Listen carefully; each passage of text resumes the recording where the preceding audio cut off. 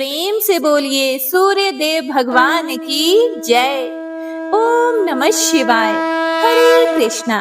हे प्रिय भक्तों, तो आइए सुनते हैं रविवार के दिन सुनी जाने वाली सूर्य देव भगवान की बड़ी ही सुंदर व्रत कथा।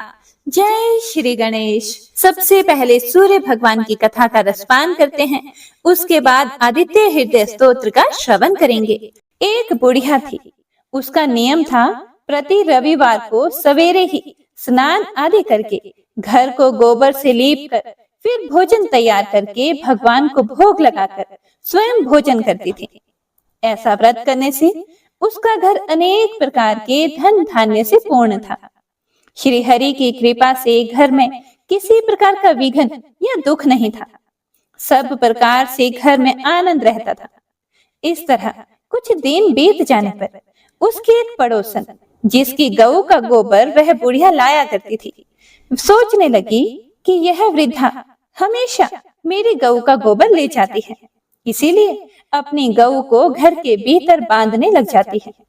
बुढ़िया को गोबर ना मिलने से रविवार के दिन वह अपने घर को नहीं लीप सकी, इसीलिए उसने ना तो भोजन बनाया, ना भगवान को भोग लगाया, तथा स्वयं भी उसने भोजन नहीं किया। इस प्रकार उसने निराहार व्रत किया। रात्रि हो गई और वह भूखी ही सो गई। रात्रि में भगवान ने उसे स्वप्न दिया और भोजन ना बनाने तथा भोग ना लगाने का कारण पूछा। वृद्धा ने गोबर ना मिलने का कारण सुनाया।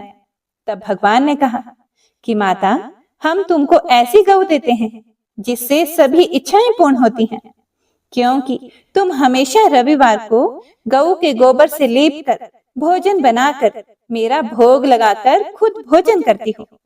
इससे मैं बहुत खुश होकर तुमको वरदान देता हूँ। निर्धन को धन और बांझ स्त्रियों को पुत्र देकर दुखों को दूर करता हूँ तथा अंत समय में मोक्ष देता हूँ। स्वप्न में ऐसा वरदान देकर भगवान तो अंतर ध्यान हो गए और वृद्धा की आंख खुली तो वह देखती है कि आंगन में एक अति सुंदर गऊ और उसका बछड़ा बंधे हुए हैं। वह गाय और बछड़े को देखकर बहुत खुश हुई और उसको घर के बाहर बांध दिया और वहीं खाने को चारा डाल दिया। जब उसकी पड़ोसन बुढ़िया ने घर के बाहर एक अति सुंदर गऊ और बछड़े को देखा तो द्वेष के कारण उसका हृदय जल उठा और उसने देखा कि गाय ने सोने का गोबर किया है, तो वह उस गाय का गोबर ले गई और अपनी गाय का गोबर उसकी जगह पर रख गई। वह नित्य प्रति ऐसा ही करती रही और सीधी साधी बुढ़िया को इसकी खबर नहीं होने दी। तब सर्वव्यापी ईश्वर ने सोचा कि चालाक पड़ोसन के कर्म से बुढ़िया ठगी जा रही है, तो ईश्वर ने संध्या के समय अपनी माया से बड़े जोर की आंधी चला दी। बुढ़िया ने अंधेरी के भय से अपनी गऊ को भीतर बांध लिया। प्रातःकाल जब वृद्धा ने देखा कि गऊ ने सोने का गोबर दिया है, तो उसके आश्चर्य की सीमा न रही और वह प्रतिदिन गऊ को घर के भीतर ही बांधने लगी। उधर पड़ोसन ने देखा कि बुढ़िया गऊ को घर के भीतर बांधने लगी है और उसका सोने का गोबर उठाने का दांव नहीं चलता, तो वह ईर्ष्या और ढाह से जल उठी और कुछ उपाय न देखकर पड़ोसन ने उस देश के राजा की सभा में जाकर कहा, महाराज, मेरे पड़ोस में एक वृद्धा के पास ऐसी गऊ है जो आप जैसे राजाओं के ही योग्य है। वह नित्य सोने का गोबर देती है। आप उस सोने से प्रजा का पालन करिए। वह वृद्धा इतने सोने का क्या करेगी? राजा ने यह बात सुनकर अपने दूतों को वृद्धा के घर से गऊ लाने की आज्ञा दी। वृद्धा प्रातः ईश्वर का भोग लगाकर भोजन ग्रहण करने ही जा रही थी कि राजा के कर्मचारी गऊ खोलकर ले गए। वृद्धा काफी रोई चिल्लाई, किंतु कर्मचारियों के सामने कोई क्या कह सकता है। उस दिन वृद्धा गऊ के वियोग में भोजन ना खा सकी और रात भर रो रो कर ईश्वर से गऊ को पुनः पाने के लिए प्रार्थना करती रही। उधर राजा गऊ को देखकर बहुत प्रसन्न हुआ, लेकिन सुबह जैसे ही वह उठा, सारा महल गोबर से भरा दिखाई देने लगा। राजा यह देखकर घबरा गया। भगवान ने रात्रि में राजा को स्वप्न में कहा कि हे राजा, गाय वृद्धा को लौटाने में ही तेरा भला है। उसके रविवार के व्रत से प्रसन्न होकर मैंने उसे यह गाय दी थी। प्रातः होते ही राजा ने वृद्धा को बुलाकर बहुत से धन के साथ सम्मान सहित गऊ और बछड़ा लौटा दिया और उसकी दुष्ट पड़ोसन को बुलाकर उसे उचित दंड दिया। इतना करने के बाद राजा के महल से गंदगी दूर हुई। उसी दिन से राजा ने नगर वासियों को आदेश दिया कि राज्य की तथा अपनी समस्त मनोकामना की पूर्ति के लिए रविवार का व्रत करो। व्रत करने से नगर के लोग सुखी जीवन व्यतीत करने लगे। कोई भी बीमारी तथा प्रकृति का क्रोध उस नगर पर नहीं होता था। सारी प्रजा सुख से रहने लगी। हे सूर्यदेव भगवान, जैसा आपने उस बुढ़िया को दिया, वैसा ही इस कथा को सुनने वाले, सुनाने वाले और हुंकारा भरने वाले को देना। तो प्रेम से बोलिए सूर्यदेव भगवान की जय, गौरी पुत्र गणेश की जय। आइए अब सभी मनोकामनाओं को पूरा करने वाली दूसरी कथा का श्रवण करते हैं। प्राचीन काल की बात है। एक गांव में एक ब्राह्मण रहता था। वह सूरज भगवान का बहुत बड़ा भक्त था। वह हर रोज सुबह सूर्य उदय से पूर्व उठकर नहाता, धोता और सूरज भगवान की कहानी कहता और सुनता था। इन सब में उसे देर हो जाती थी और वह ज्यादा काम भी नहीं कर पाता था, जिसके कारण उसे उसकी पत्नी बहुत डांटती थी एवं समाज वाले भी उसे निकम्मा कहते थे। एक दिन इन सब चीजों से परेशान होकर वह ब्राह्मण बाजार से पूजन का सामग्री लेकर जंगल में चला गया। वहां एक सूखी नदी के किनारे एक सूखे पीपल का पेड़ था, जहां बैठकर वह ब्राह्मण सूरज भगवान की कहानी पढ़ने लगा एवं उनकी पूजा करने लगा। पूजा खत्म होने के बाद वह नदी से जल लेकर सूर्य भगवान को समर्पित करता है। जैसे ही उसके द्वारा चढ़ाया गया जल नदी और पीपल के पेड़ पर गिरता है, वैसे ही नदी साफ पानी से भर जाती है और पीपल का पेड़ हरा भरा हो जाता है। तभी सूर्य भगवान उस नदी के जल में प्रकट होकर कहते हैं, हे ब्राह्मण, मांग, क्या मांगता है? ब्राह्मण ने ये सुनकर सोचा कि कहीं ये आवाज भूत प्रेत की तो नहीं। तब वह घर जाकर यह सारी बात अपनी पत्नी को बताता है। तब उसकी पत्नी समझ जाती है कि सूरज भगवान ने इन्हें दर्शन दे दिया है। ब्राह्मण की पत्नी उसे समझाती है और कहती है, सूर्य भगवान आपसे प्रसन्न होकर आपको वरदान देना चाहते हैं। तब ब्राह्मण अपनी पत्नी से कहता है, वरदान में क्या मांगूं बताओ। उसकी पत्नी कहती है, कम शब्दों में जितना हो सके मांग लो। और ब्राह्मण को सूर्य भगवान से यह मांगने को कहती है कि अपने महल के अंदर सोने के पालने में परपोतों को दासियों द्वारा खिलाते अपनी आंखों से देख पाऊं। अगले ही दिन जब वह जंगल जाता है और सूरज भगवान की कहानी और आराधना करता है, तभी सूर्य देव भगवान फिर से प्रकट होकर ब्राह्मण से वरदान मांगने को कहते हैं। तब ब्राह्मण अपनी पत्नी के द्वारा बताए गए शब्दों को सूर्य भगवान को कहता है। तब सूरज भगवान ने यह सुनकर कहा, दिखने में तो तू बहुत भोला भाला लगता है, पर एक ही बार में सब मांग लिया। सूरज भगवान ने कहा, जा, तेरी इच्छा पूरी होगी। ब्राह्मण जब जंगल से वापस अपने घर जाता है तो देखता है कि उसकी टूटी हुई झोंपड़ी महल बन गई है और उस महल में दास दासियां आ जा रहे हैं। ब्राह्मण ने पास में बैठी हुई एक बूढ़ी महिला से पूछा कि यहाँ तो मेरी झोंपड़ी हुआ करती थी। उसी समय महल की खिड़की से एक सुंदर सी महिला गहनों और सुंदर कपड़ों से लदी हुई बाहर आई और ब्राह्मण से आकर बोली, आ जाओ, यह अपना ही घर है। सूरज भगवान ने तुम्हारी मनोकामना पूर्ण कर दी है। इतना धन देखकर ब्राह्मण ने उस महिला से कहा, इतने धन का हम क्या करेंगे? तभी उसकी पत्नी ने कहा, धन से क्या नहीं होता है, दान, पुण्य, यज्ञ, होम करेंगे। फिर ब्राह्मण ने अपने धन का इस्तेमाल पूजा पाठ एवं पुण्य कार्यों में किया। अब सभी गांव वाले राजा की जगह उस ब्राह्मण का गुणगान करने लगे। राजा ने जब यह सुना तो ब्राह्मण को बुलाया और पूछा, कल तक तो तुमको खाने को भी नहीं मिलता था, आज यह धन कहां से आ गया? कहां से चोरी की और डाका डाला? ब्राह्मण ने कहा, यह सब तो भगवान सूरज देव की कृपा है, और सारी कहानी राजा को बता दी। राजा ने जब यह सुना फिर उसके बाद राजा ने भी सूरज भगवान की कहानी सुनने और आराधना करने लगा, जिससे सूरज भगवान ने राजा को एक सुंदर सा पुत्र दिया और उसका परिवार सुख से भर दिया। इसी तरह जो भी भक्त सूरज भगवान की कहानी पढ़ता या सुनता है और सूर्य भगवान की पूजा करता है, तो सूर्य भगवान उसकी सभी मनोकामनाएं पूर्ण कर देते हैं। तो बोलिए गणेश भगवान की जय, सूर्य देव भगवान की जय, सभी देवी देवताओं की जय। इस प्रार्थना के पाठ से जीवन में सभी बाधाएं दूर हो जाती हैं, जिनमें रोग और आंखों की परेशानी, शत्रुओं से परेशानी और सभी चिंताएं और तनाव शामिल हैं। इस स्तोत्र के अनेक अनगिनत लाभ हैं। तो आइए सूर्य भगवान का ध्यान करते हुए एकाग्र चित्त से आदित्य हृदय स्तोत्र का श्रवण करते हैं। तो एक बार प्रेम से बोलिए, सूर्य देव भगवान की जय। श्री रामचंद्र जी युद्ध से थककर चिंता करते हुए युद्ध भूमि में खड़े हुए थे। इतने में ही रावण भी युद्ध के लिए उनके सामने उपस्थित हो गया। यह देखकर भगवान अगस्त्य मुनि, जो देवताओं के साथ युद्ध देखने के लिए आए थे, श्री राम के पास जाकर बोले, सबके हृदय में रमन करने वाले महाबाहु राम, यह सनातन गोपनीय स्तोत्र सुनो। हे वत्स, इसके जप से तुम युद्ध में अपने समस्त शत्रुओं पर विजय पा जाओगे। इस गोपनीय स्तोत्र का नाम है आदित्य हृदय। यह परम पवित्र और संपूर्ण शत्रुओं का नाश करने वाला है। इसके जप से सदा विजय की प्राप्ति होती है।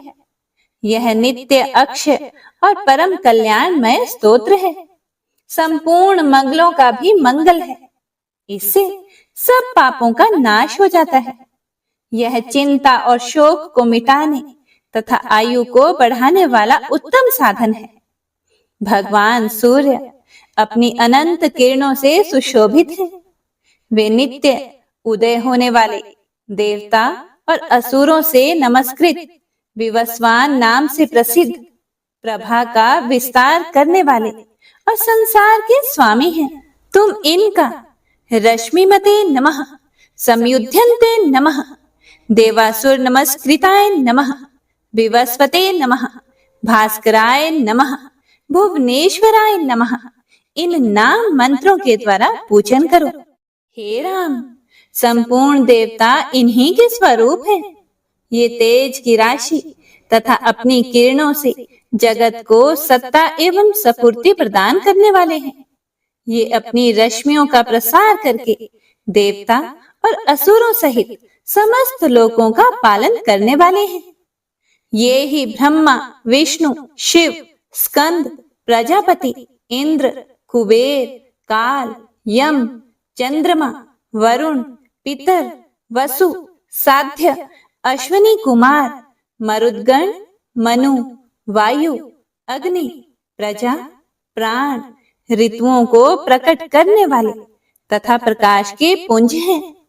हे महाबाहो, इनके नाम हैं आदित्य अर्थात अदिति पुत्र, सविता अर्थात जगत को उत्पन्न करने वाले, सूर्य अर्थात सर्वव्यापक, खग पूषा पोषण करने वाले, गभस्तिमान अर्थात प्रकाशमान, सुवर्ण सदृश्य भानु अर्थात प्रकाशक, हिरण्यरेता अर्थात ब्रह्मांड की उत्पत्ति के बीज, दिवाकर अर्थात रात्रि का अंधकार दूर करके दिन का प्रकाश फैलाने वाले, हरिदश्रव सहस्त्रार्ची अर्थात हजारों किरणों से सुशोभित, सप्तसप्ती अर्थात 7 घोड़ों वाले, मरीचिमान अर्थात किरणों से सुशोभित, तिमिरो मंथन अर्थात अंधकार का नाश करने वाले, शंभु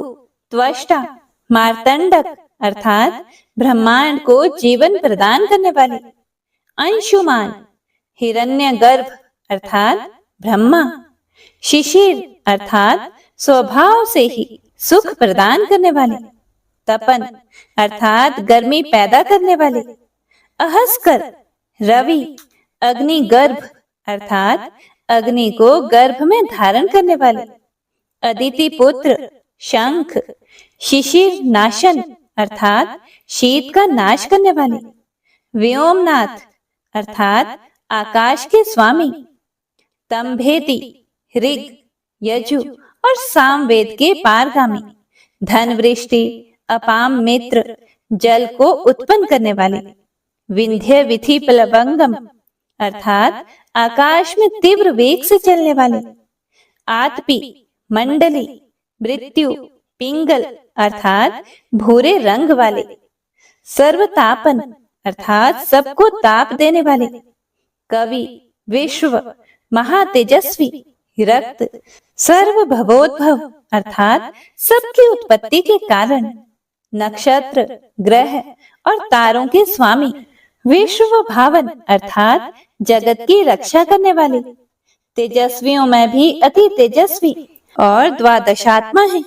इन सभी नामों से प्रसिद्ध सूर्य देव आपको नमस्कार है। पूर्व गिरि उद्याचल तथा पश्चिम गिरि अस्ताचल के रूप में आपको नमस्कार है। ज्योतिर्गणों अर्थात ग्रहों और तारों के स्वामी तथा दिन के अधिपति आपको प्रणाम है। आप जय स्वरूप तथा विजय और कल्याण के दाता हैं। आपके रथ में हरे रंग के घोड़े जूते रहते हैं। आपको बारंबार नमस्कार है। सहस्त्रों किरणों से सुशोभित भगवान सूर्य आपको बारंबार प्रणाम है।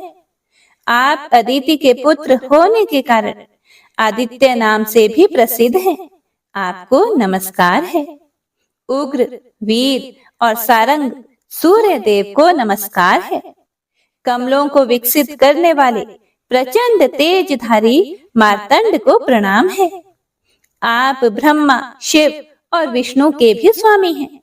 सूर्य आपकी संज्ञा है। यह सूर्य मंडल आपका ही तेज है। आप प्रकाश से परिपूर्ण हैं। सबको स्वाहा कर देने वाली अग्नि आपका ही स्वरूप है। आप रौद्र रूप धारण करने वाले हैं। आपको नमस्कार है। आप अज्ञान और अंधकार के नाशक, जड़ता एवं शीत के निवारक तथा शत्रु का नाश करने वाले हैं। आपका स्वरूप अप्रमेय है। आप कृतघ्नों का नाश करने वाले संपूर्ण ज्योतियों के स्वामी और देव स्वरूप हैं। आपको नमस्कार है। आपकी प्रभा तपाए हुए स्वर्ण के समान है। आप हरि और विश्वकर्मा हैं। तम के नाशक, प्रकाश स्वरूप और जगत के साक्षी हैं। आपको नमस्कार है। हे रघुनंदन, ये भगवान सूर्य ही संपूर्ण भूतों का संहार, सृष्टि और पालन करते हैं। ये अपनी किरणों से गर्मी पहुंचाते हैं और वर्षा करते हैं। ये सब भूतों में अंतर्यामी रूप से स्थित होकर उनके सो जाने पर भी जागते रहते हैं। ये ही अग्निहोत्र तथा अग्निहोत्री पुरुषों को मिलने वाले फल हैं। देवता यज्ञ और यज्ञों के फल भी ये ही हैं। संपूर्ण लोकों में जितनी भी क्रियाएं होती हैं, उन सब का फल देने में ये ही पूर्ण समर्थ है। हे राघव, विपत्ति में, कष्ट में, दुर्गम मार्ग में तथा और किसी भय के अवसर पर जो कोई पुरुष इन सूर्य देव का कीर्तन करता है, उसे दुख नहीं भोगना पड़ता। इसीलिए तुम भी एकाग्रचित होकर इन देवादिदेव जगदीश्वर की पूजा करो। इस आदित्य हृदय का 3 बार जप करने से तुम युद्ध में विजय पाओगे। हे महाबाहो, तुम इसी क्षण रावण का वध कर सकोगे। यह कहकर अगस्त्य जी जैसे आए थे वैसे ही चले गए। उनका उपदेश सुनकर महान तेजस्वी श्री रामचंद्र जी का शोक दूर हो गया। उन्होंने प्रसन्न होकर शुद्ध चित्त से आदित्य हृदय को धारण किया और 3 बार आचमन करके शुद्ध होकर भगवान सूर्य की ओर देखते हुए इसका 3 बार जप किया और इससे उन्हें बड़ा हर्ष हुआ। फिर परम पराक्रमी रघुनाथ जी ने धनुष उठाकर रावण की ओर देखा और उत्साहपूर्वक विजय पाने के लिए वे आगे बढ़े। उन्होंने पूरा प्रयत्न करके रावण के वध का निश्चय किया। उस समय देवताओं के मध्य में खड़े हुए भगवान सूर्य देव ने प्रसन्न होकर श्री रामचंद्र जी की ओर देखा और निशाचर राज रावण के विनाश का समय निकट जानकर हर्ष पूर्वक कहा, हे रघुनंदन, अब जल्दी करो और इस राक्षस राज रावण का अंत करके पृथ्वी को पाप से मुक्त करो। इस प्रकार भगवान सूर्य की प्रशंसा में कहा गया और वाल्मीकि रामायण की युद्ध कांड में वर्णित यह आदित्य हृदय में मंत्र संपन्न होता है।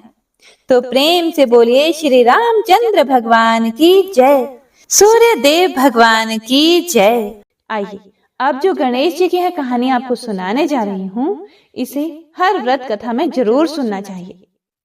एक गांव में एक डोकरी रहती थी, मतलब कि एक वृद्ध औरत रहती थी। उसकी बहू थोड़ी सी पागल जैसी, बावली जैसी रहती थी। उसे भूख बिल्कुल भी सहन नहीं होती थी। वह रोज सुबह उठकर सबसे पहले खाना खाती थी, फिर दूसरे काम करती थी, जैसे झाड़ू वगैरह जो भी घर के काम होते हैं। एक दिन उनके यहाँ पूजा होनी थी और पूजा के लिए खाना बनाना था। तो वृद्धा ने सोचा कि यह तो सुबह उठकर सबसे पहले खाऊं खाऊं करेगी और सारा खाना जूठा कर देगी। तो वृद्धा ने एक उपाय सोचा। पहले के टाइम में कुएं से पानी लेकर आते थे, तो उसने क्या किया, उसने पानी के मटके के नीचे एक छोटा सा छेद कर दिया और बहू से कहा कि आज पूजा है, तू सुबह से खाऊं खाऊं मत करियो, तू पहले पानी भर कर ला, फिर कुछ खा लियो। बहू ने सास से कहा कि ठीक है माँ, और वह पानी भरने के लिए चली गई। बहू भी थोड़ी सी समझदार तो थी, उसने देख लिया था पहले ही कि सासू जी ने मटके में छेद कर दिया है। तो उसने क्या किया, जब वह घर से निकली तो उसने साड़ी में आटा बांध लिया।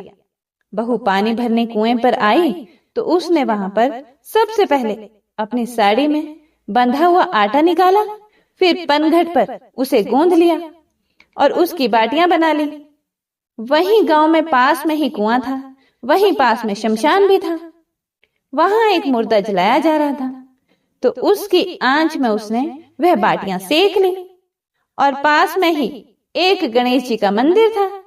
मंदिर में किसी ने गणेश जी को चोला चढ़ाया था, तो गणेश जी की तोंद में घी लगा हुआ था।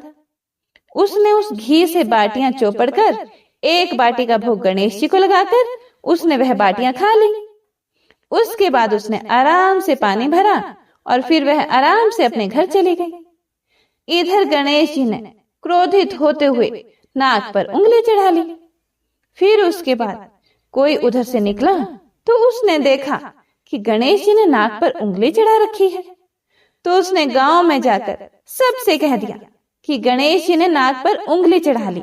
अब गणेश जी की नाक से उंगली उतारने के लिए सब प्रयास करने लगे। कोई गणेश जी के पाठ करने लग गया, कोई हवन कर रहा था, कोई जाप करने लग गया ताकि गणेश जी की नाक पर से उंगली हटा ले। पर गणेश जी ने नाक पर से उंगली नहीं हटाई। अब यह बात धीरे धीरे राजा तक पहुंच गई कि गणेश जी ने नाक पर उंगली चढ़ा ली है। राजा ने बड़े बड़े पंडित और ज्योतिष बुलवाए।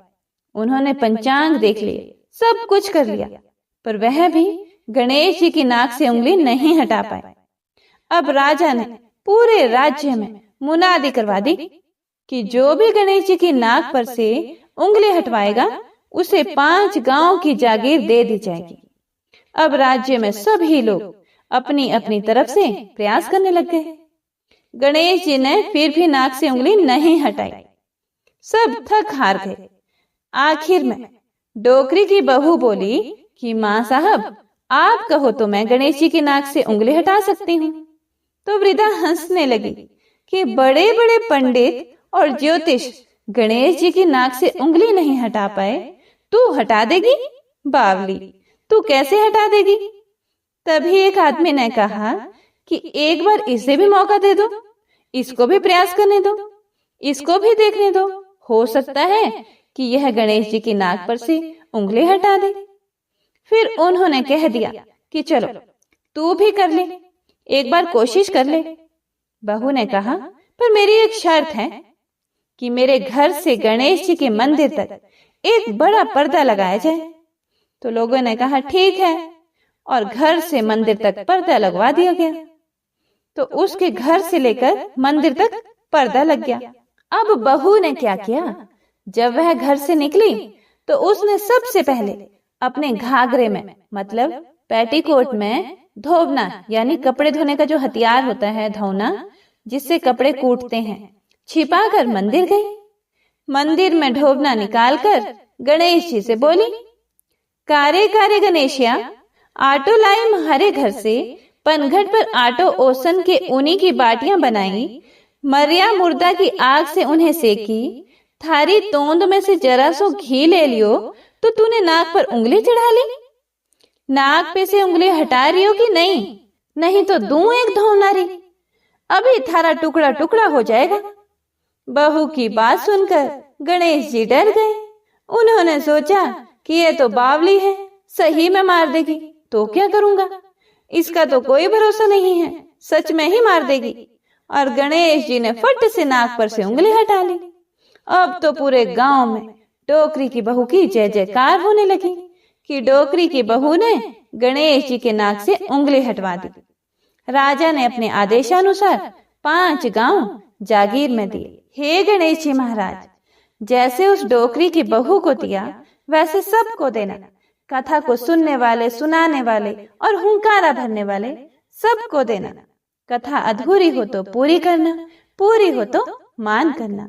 तो प्रेम से बोलिए गणपति महाराज की जय।